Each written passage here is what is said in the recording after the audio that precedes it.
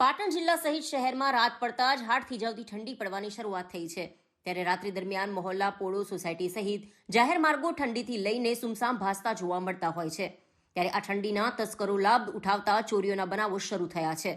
ત્યારે તસ્કરો ચોરી કરીને પોલીસને ચેલેન્જ કરી રહ્યા હોય તેવું પણ જોવા મળી રહ્યું છે ત્યારે પાટણ શહેરના પિતાંબર તળાવ પાસે આવેલ પિતાંબર પમ્પિંગ સ્ટેશન ખાતે કોઈ અજાણ્યા ઇસમ દ્વારા પમ્પિંગ સ્ટેશનમાંથી 35 ફૂટના 2 મોટા વાયરો સહિત સાંકળ અને શટરની ચોરી કરી પલાયન થઈ જતા ભૂગર્ભના કોન્ટ્રાક્ટર દ્વારા બી ડિવિઝન પોલીસ મથકે ફરિયાદ નોંધાવતા તસ્કરોનું પગેરું શોધવાના પ્રયત્નોના ભાગરૂપે પાટણ બી ડિવિઝન પોલીસ ઘટના સ્થળે આવીને તપાસ હાથ ધરી હતી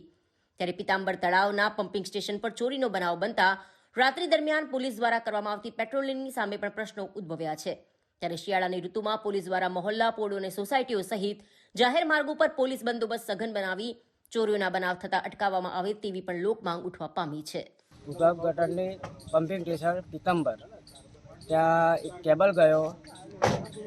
2 કેબલ ગયા છે, 35 ફૂટના 2 કેબલો અને સાંકળો ગઈ અને 2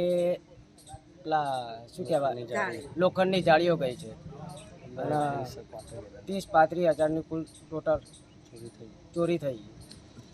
શટલ વાકેલું હતું? શટર ના વાકેલું નહોતું, શટર ખુલ્લું હતું એટલે પડી ગયું હતું ઉપરથી તૂટીને, એટલે ત્યાં નીચે પડ્યું હતું, શટરે લઈ ગયા અડધું અને અડધું પડ્યું હતું. પોલીસ ફરિયાદ કરી? પોલીસ ફરિયાદ થઈ, હમણાં બી ડિવિઝનમાં કરીને આવ્યા.